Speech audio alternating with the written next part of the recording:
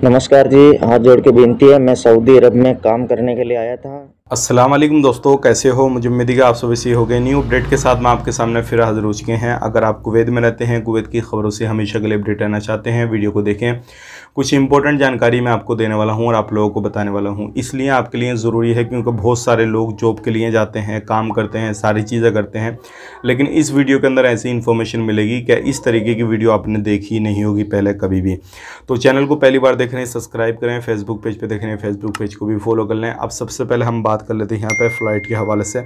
एक फ़्लाइट जो क्या दिल्ली आनी थी, दिल्ली नहीं आई, मौसम के ख़राबी की बिना पे उसको जयपुर के लिए भेजा गया। और जयपुर जैसे ही वो फ़्लाइट लैंड करती है, उसके बाद में पायलट जो है वो फ़्लाइट उड़ाने से मना कर देता है। रीज़न बताता है, उससे पूछा जाता है कि भाई फ़्लाइट क्यों नहीं उड़ा रहे, तो उसने साफ साफ कह दिया कि मेरा ड्यूटी का टाइम ख़त्म हुआ, अब मैं यहाँ से डीजीसी के रूल के हिसाब से फ़्लाइट को नहीं उड़ाऊंगा। तो वहाँ से जितने भी 350 पैसेंजर थे, सभी को अलग अलग तरीके से फिर जो था वो दिल्ली एयरपोर्ट पर भेजा गया। तो ये एक बड़ा मामला सामने आया है। इस तरीके से जो भी रूल रेगुलेशन है डीजीसी के, वो सारे इस तरीके से रहते हैं। तो इसके बारे में आपका क्या कहना है, कमेंट करके ज़रूर बताइएगा। अब बात कर लेते हैं यहाँ पर अगली खबर की तरफ। जो अगली खबर आ रही है निकल के, जॉब के नाम पर धोखाधड़ी काफ़ी ज़्यादा हो रही है।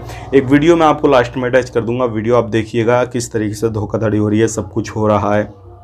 तो अगर कहीं पे भी आप किसी भी बंदे को बुलाना चाहते हैं, लगवाना चाहते हैं, खुद जाना चाहते हैं, तो इन चीज़ों से आपने बच के रहना है और ऐसे लोगों से बच के रहना है। इस वीडियो के अंदर सारा कुछ जो है उस बंदे ने बताया है। इस बंदे को काफ़ी लगभग 8-10 महीने हो गए हुए। 4-5 महीने इससे काम कराया गया, 2 महीने इसको रूम पर बिठाया गया। इसके बाद में पता लगा कि इसको भेज दिया गया है इसके एजेंट के थ्रू। तो आप कहीं से भी जाते हैं तो ऐसे लोगों के थ्रू जाएँ जो रियली में ऑफिस चलाते हैं, जो रियली में काम करते हैं।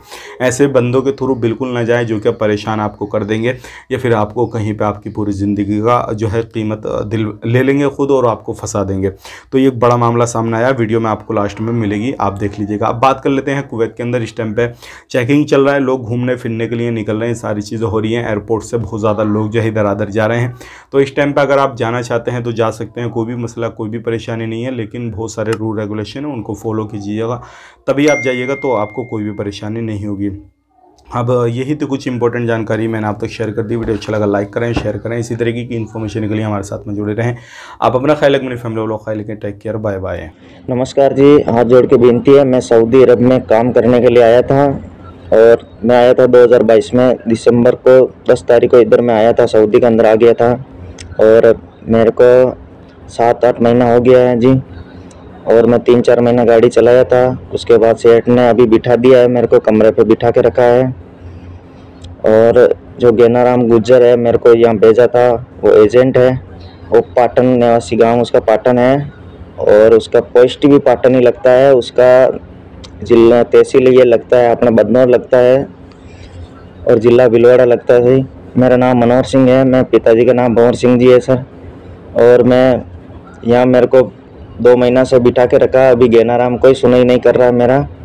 और कंपनी वाले से मैं बात किया तो पूरा बोलते गेनाराम का काम है, गेनाराम ने इधर तुमको बेच डाला है 10 साल के लिए।